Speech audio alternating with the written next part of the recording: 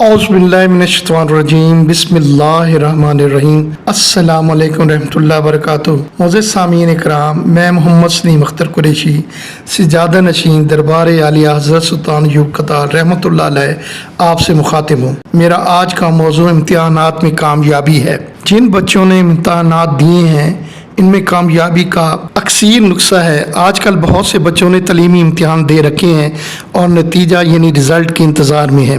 ज़िंदगी खुद एक इम्तिहान का नाम है। बहुत से अशख़ास मुख्तलिफ़ इम्तिहानों में मुब्तला हैं और परेशान हाल हैं और दर बदर फिर रहे हैं। मसला भी हल नहीं आता बल्कि ता गया जूं जूं दुआ की।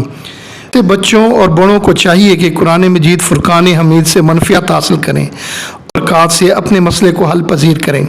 एक तरफ सवाब हासिल होगा और दूसरा मसला भी हल हो जाता है। तो आए इम्तिहानात में कामयाबी कुरान मजीद फुरकान हमीद से हल तलाश करते हैं।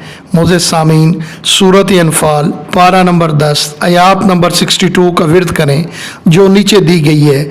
इसके अव्वल व आखिर दुरूद शरीफ पढ़ें और सुबह शाम इसे 41 बार इस आयत करीमा का विर्द कामयाबी की ज़मानत है। अऊज़ु बिल्लाहि मिनश शैतानिर रजीम। बिस्मिल्लाहिर रहमानिर रहीम।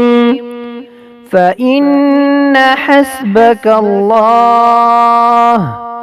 वल्लज़ी अय्यदक बिनस्रिही वबिलमुअ्मिनीन। और अगर कोई बड़ा इम्तिहान पेश नज़र हो तो 2 रकात नमाज हाजत पढ़ना बहुत अफजल है। हाजत की नमाज इसी तरह पढ़ेंगे जैसे कि हम 2 रकात नफल पढ़ते हैं। नफल अदा करने के बाद सजदा में सर रख कर अल्लाह तबारक व तआला से जो 70 माओं से ज़्यादा प्यार फरमाते हैं अपना मसला पेश करना है और इंशाअल्लाह जल्द ही इसका हल मिल जाएगा। आपसे गुजारिश है कि अगर किसी भी मसले का हल चाहिए तो कमेंट्स में मुझे लिख दिया करें।